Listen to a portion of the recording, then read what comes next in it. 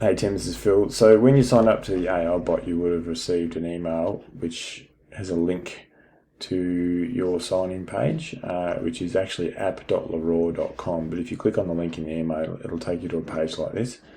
You'll need to sign into your account, which you would have been given credentials as well. So if I sign into this account, I've made myself a staff member. On your page, it's asking for two-step authentication. 4, 3, 4, 5. It'll bring you to the interface of your account. So you'll see Tim's Plumbing up here.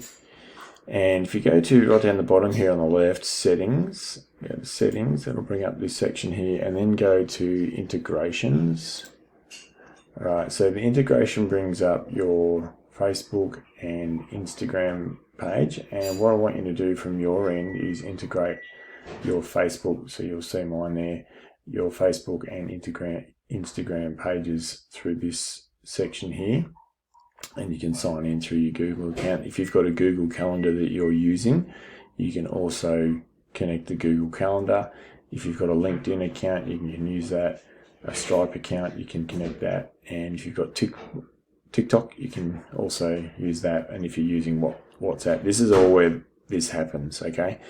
So once your Facebook is signed up and your Instagram is signed up in here, we should be able to go back and we can go to conversations, and this is where you will see all the conversations that your AI chatbot has with people.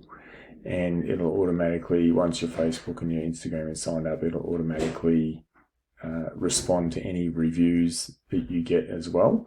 So this is just a starter of this entire software package, which will be awesome for your business. So if you can go ahead and do that.